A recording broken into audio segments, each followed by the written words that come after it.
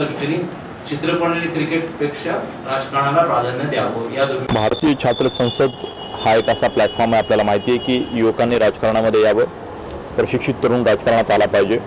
या भूमिकेतनं राजकारणाविषयी, पॉलिटिकल पार्ट्यांविषयी, राजकीय लोकांविषयी घृणा न बाळगता राजकारणातही काही लोक चांगली काम करतात हा दृढ विश्वास आपल्या मनामध्ये असला पाहिजे। त्या भूमिकेतनं भारतीय छात्र संसदेची आम्ही सुरुवात केली। 2011 पासून आज 4 कन्व्हेन्शन झाले, 5वें कन्व्हेन्शन पुण्यामध्ये होत आहे।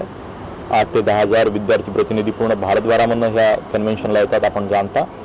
आणि 3 दिवस युवकांना मार्गदर्शन करण्याकरता विविध फील्डमधले टॉलेस्ट लोक त्यांना तिथं संबोधतात, त्यांच्याशी इंटरॅक्शन करण्याची संधी मिळते। ह्याच्यामध्ये विद्यार्थ्यांना सुद्धा बोलण्याची संधी मिळते।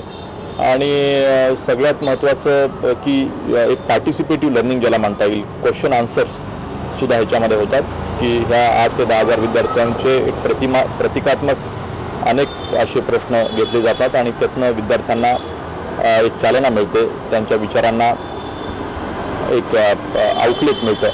अशा प्रकारे भारतीय छात्र संसदेची ही कल्पना गेले 2005 पासून आपण 2011 पासून राबवत आहोत। 8 विधानसभांचे विधानसभा स्पीकर्स, त्याचप्रमाणे विविध अनेक मान्यवर विविध क्षेत्रातले ह्याच्यामध्ये येत आहेत। मी सगळ्यांची नावं आता काही घेत नाही, पण एक असे भारतीय लेवलला काम करणारी अशी सगळी मंडळी ह्याच्यामध्ये बोलण्याकरता येत असतात। वर्षी एक आदर्श मुख्यमंत्र्याचा पुरस्कार आपण नवीन सुरू केलेला 16 आदर्श आमदार पूर्ण भारतातून निवडले जातात, त्यांचाही सत्कार ह्याच्यामध्ये आपण दरवर्षी करत असतो। की लोक म्हणतात राजकारणामध्ये आदर्श लोक कुठे आहेत, तर म्हणून राजकारणामध्येही काही चांगली लोक काम करतात, अशी एक आयडियल लोक आपण पूर्ण भारतातून रिसर्च करून निवडतो आणि त्यांना इथं सन्मानित करतो। आणि आदर्श मुख्यमंत्र्याच्या अवॉर्डच्या विषयी बोललो, एक जनजागरणामधलं दरवर्षी आपण अवॉर्ड देत असतो की जे आत्तापर्यंत तुम्हाला माहिती आहे आपण आर के लक्ष्मण साहेबांना, 94 वर्षाचे एक दुसरे खासदार लोकसभेमधले मणिपूरचे, त्यांना पण आपण हे अवॉर्ड दिलं होतं। त्याचप्रमाणे आपण मनोज कुमार साहेब त्यांना सुद्धा हे अवॉर्ड दिलं होतं।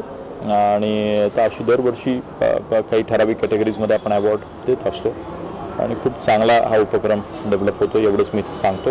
हा पॉलिटिकल असा एक प्लॅटफॉर्म डेव्हलप झालेला युवकांसाठी आपले विचार मांडण्याकरता आणि सोसायटीसाठी आणि आपल्या लोकतंत्रमध्ये असे अनेक प्लॅटफॉर्म देशामध्ये उभं राहायला पाहिजेत, जेणेकरून युवकांना एक अपॉर्च्युनिटी मिळेल त्यांचा विचार मांडण्याकरता आणि त्यांचं एक लीडरशिप डेव्हलप होण्याकरता।